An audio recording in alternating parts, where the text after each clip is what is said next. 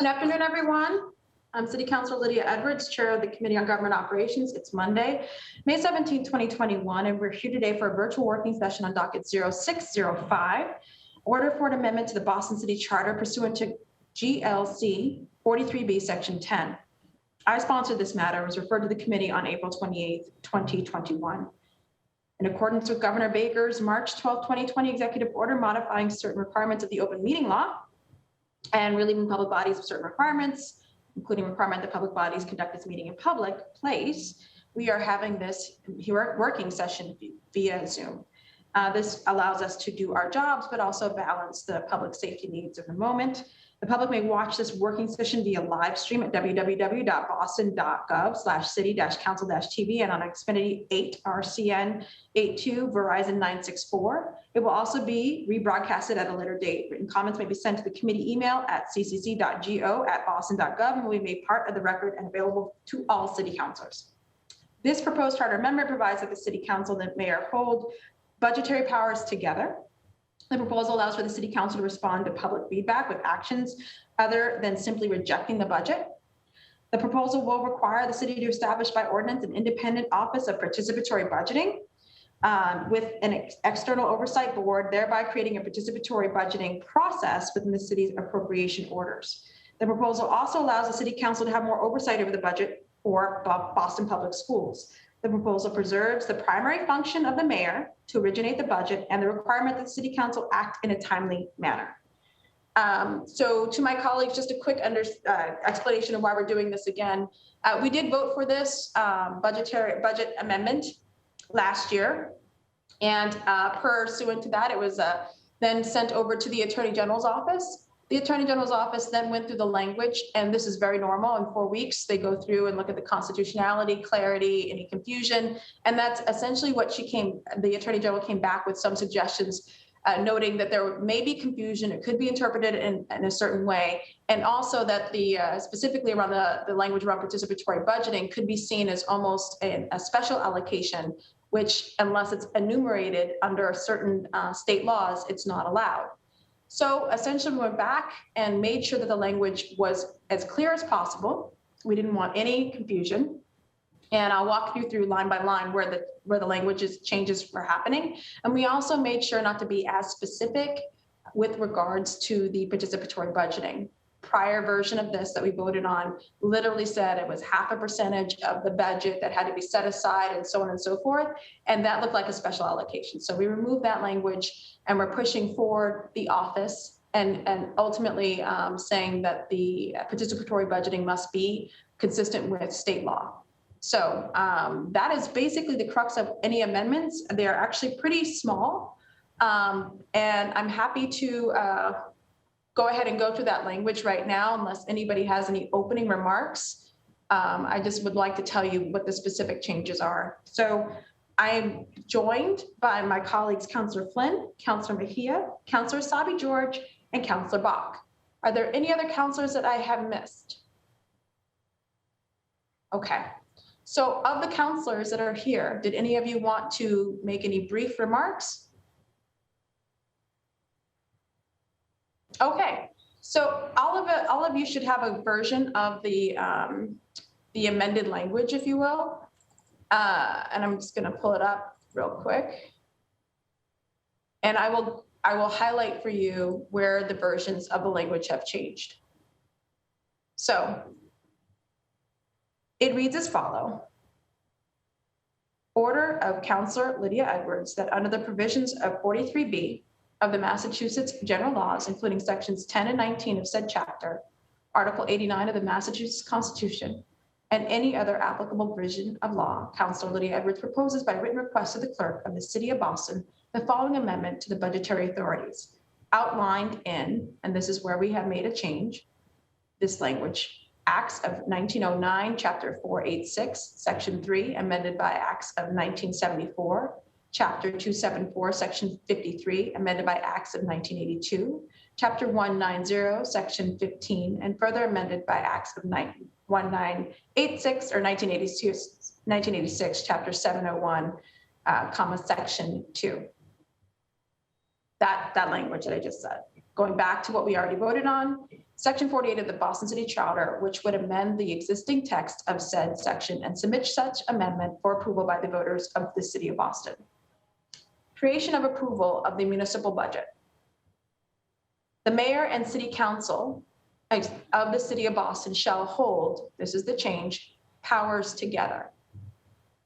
It had initially equal powers. We thought it was better to have powers together.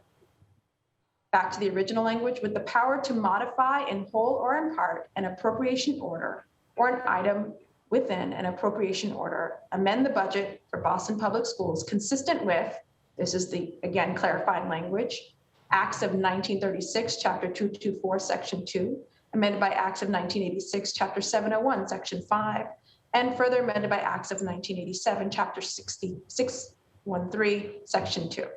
Again, it was Section 75, but we made it very clear. Back to the original language of this charter, clarify budgetary procedures that take such other actions as are necessary to amend, approve, or disapprove the annual budget of the city, accepting the powers to originate an appropriation order, which shall be reserved for the mayor. Amended language. To further public engagement and democratic involvement in city spending, this is going back to the original language, the City of Boston shall create by city ordinance an independent office of participatory budgeting with an external or oversight board to create and oversee an equitable and binding decision-making process open to all Boston residents by fiscal year 2024, consistent with, and this is the new language, consistent with GLC, or General Laws, Chapter 44, Section 53. That replaced the language that specifically went down to the percentage of money that was going to be separated from the general fund. The amendment goes on as the mayor, not later than the second Wednesday in April of each year, shall submit to the city council the annual budget of the current expenses of the city and county for the forthcoming fiscal year, and the mayor may submit thereafter such supplementary appropriation orders as they may deem necessary.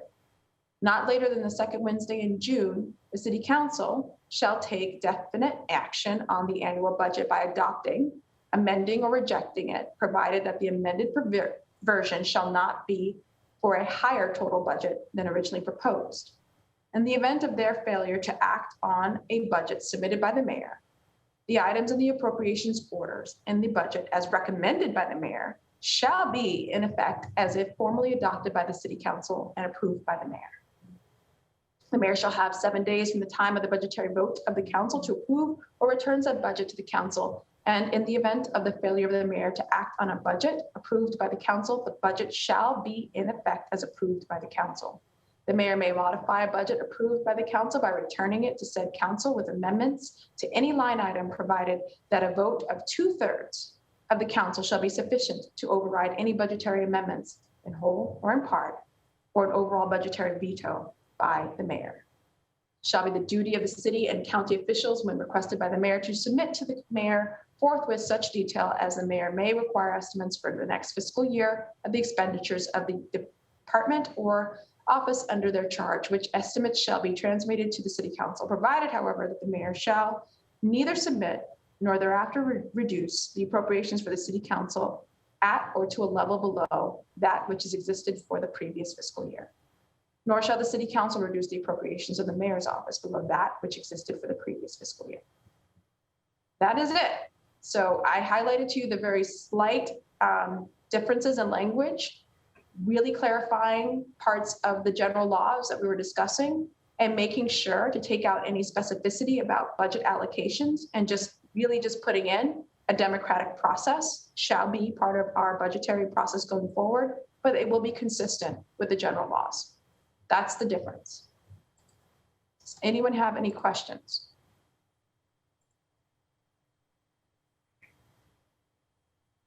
Does anyone have any concerns? Councillor Flynn?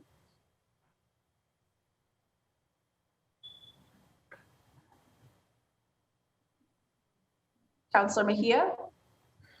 Yes. Good afternoon, Councillor Edwards. Really excited about this for many reasons. You know, we've been out in these streets doing budget pop-ups to really help people understand what's going on with their dollars. And so this is so encouraging. I do just have a few questions that I'd like to enter into the record, if you will, and just so that we can explore.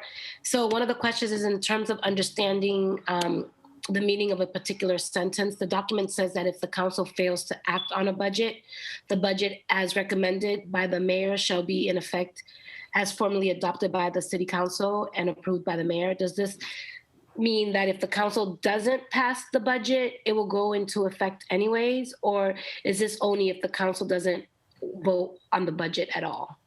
Yeah, essentially it's forcing us to make a decision. You're going to do something, but we're not going to wait indefinitely. Okay, great. And then a question in the last sentence of the amendment, it basically says that the council can't try to reduce the budget of the mayor's office, and the mayor's office can't reduce the council's budget. But to be clear, could the mayor's office, for whatever reason, reduce their own budget? Technically, yes, they could recommend for themselves what they would like. Okay. And this question is more about the process. How can we use this space to rethink how the administration shows up in the budget conversations? For example, in a lot of our budget conversations, the administration doesn't fully explain how they use their dollars. Instead, they explain why they deserve their funding. So is there an opportunity within this amendment to just kind of be really clear about the process? You know, I'm just curious about what that looks like. Like, if passed, I think it does change their conversation, Councillor Mejia. I think we're going to end up with not only an explanation of they're down to dollars a little bit more, but also what dollars are committed through a union contract and which dollars are not, and which ones we can move or not move, and where we really break down, I think, within even departments, concerns about whether, I don't know, the best team is getting enough money within the BPD or so on and so forth. But I think that they show up, I think they will be forced to show up differently because our questions are going to be different because we have line item conversations that we didn't before. Okay. Okay, so I think that's pretty much basically what I'm just thinking about. So that's it.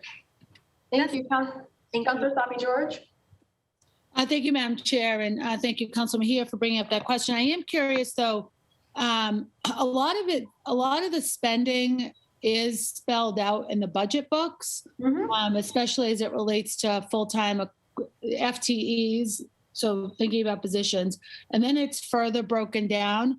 So I think requesting, and all of that is available at the start of the budget process as well in each meeting. So I guess I'm curious in what the difference is that Councilor Mejia is asking for through that budget process. Like what looks different? Is it a different presentation? Or I'm curious what the request is.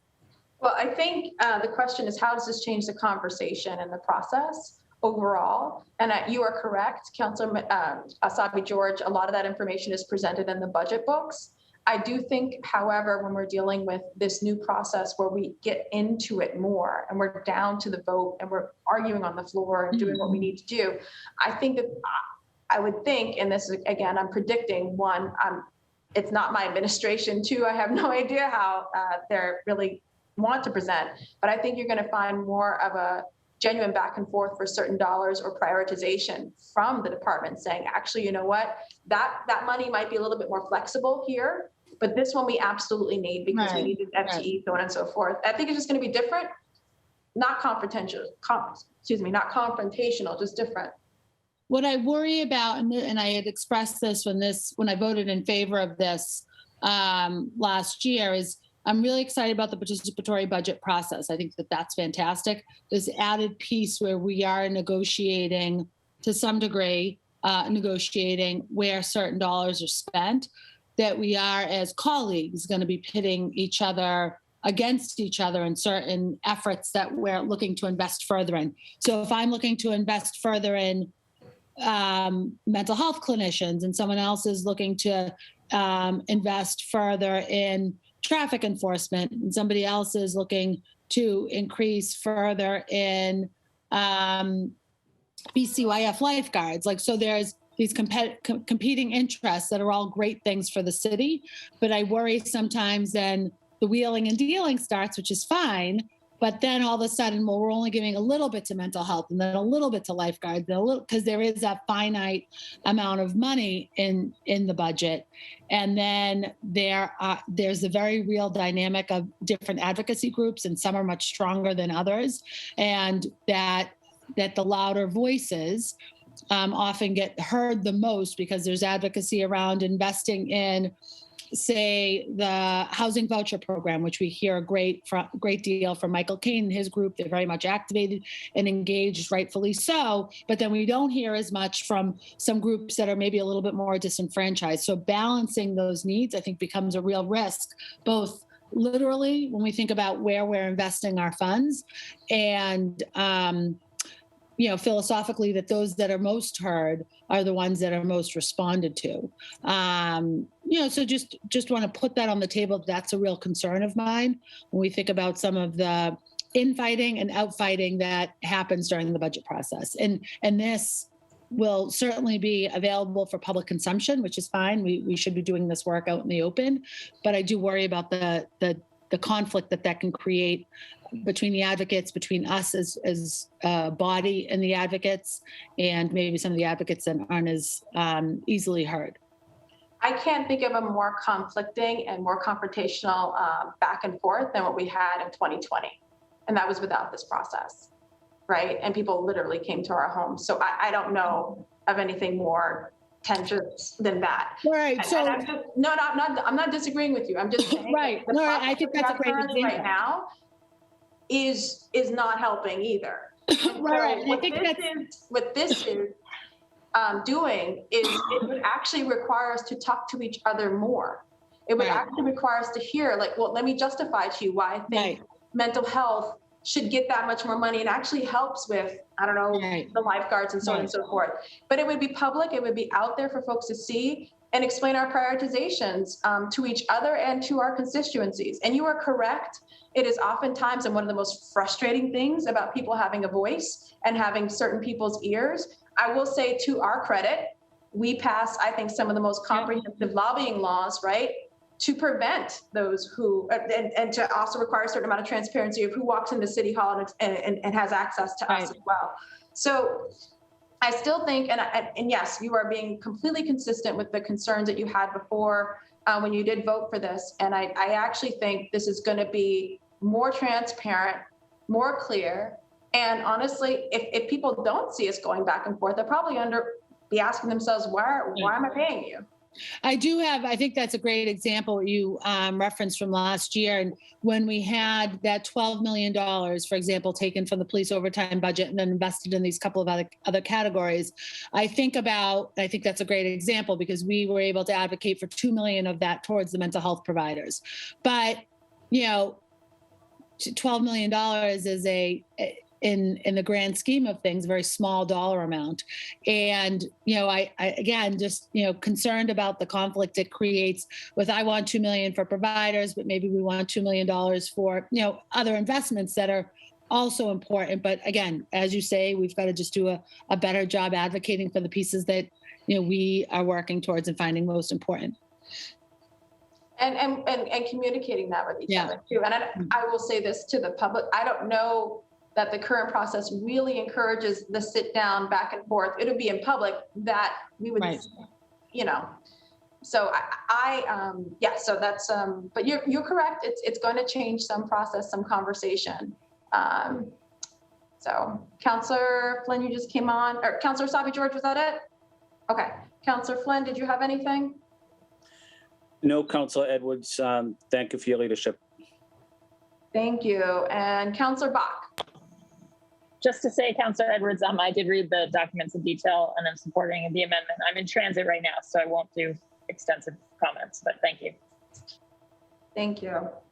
Okay, so it is because we voted on this before, the concept, and we had the back and forth, and my goal was really to just present these edits that again were more specific and clarifying and consistent to the body, to hear any questions or edits that they may have, and then to present this for a vote on this Wednesday.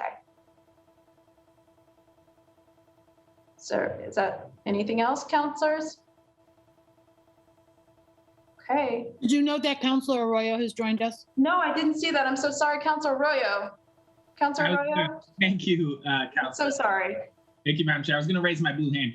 I just wanted to say that I supported this in its original construct. I did read through, I think it was like 10 pages or so that the AG sent over sort of in depth. I read through all of that. I agree with the edits that you're taking here. I thank you for your leadership. And I would just say to answer to Councilor Sabi George's concerns, because I do believe that that is like a real aspect of this, is that we all have our own issues that we're going to be advocating for on top of having separate advocacy groups. I think the illusion that we're not already doing that, though, where we're not already having these conversations with the administration, whoever that administration is, lobbying on behalf of what our interests are, or who we're pushing for. But the difference is it's not happening necessarily so transparently out front in a way that this would, I think, force, in a way that I think is great for government transparency, so that people see what people are actually pushing and advocating for. And then those counselors, whether it's myself or another counselor, have to then sort of explain their rationale the same way that they've been doing with, say, the chiefs of different departments that you're fighting for funding for, or with the mayor that you're fighting for funding for. So I think this is something that actually sort of democratizes, in a way, that process, where it becomes public, sort of where people are and what they're pushing for. And I understand that that could be sort of a tension building, but I don't think that this current process isn't without its tension, where we have people who, you know, including myself at times, who are publicly lobbying either in the press or at a hearing or in whatever way we're doing it. We're still already doing that. We're just doing it without the same mechanism for really getting things done. And so I look forward to doing this with some actual teeth. And so thank you, Councilor Edwards, for your, Madam Chair, in this hearing, for your leadership on this. Thank you, and thank you all for participating today, and again, continuing the conversation. I think we all are excited about, at least whether you agree or disagree with everything, that this could be a game changer in how we present charter changes to Boston. So this is going to go, you know, presuming that this is fine with the language, it's going to go to Bostonians, and it'll be on the ballot. It would be in November, and then they can ultimately make the decision about these power dynamics as well. And I think, thank you again, Councilor Sabi George, for bringing up the implications of some of those power dynamics, so people can make a more informed decision if this is what they want, if they agree or disagree with it. But I'm just happy. I think we're more democratic by even just giving people the option. So thank you so much. With no further questions, I'm going to go ahead and conclude this working session. So thank you all. Goodbye. Thank you. Bye. Thanks. The record. Thank you. I know that was quick.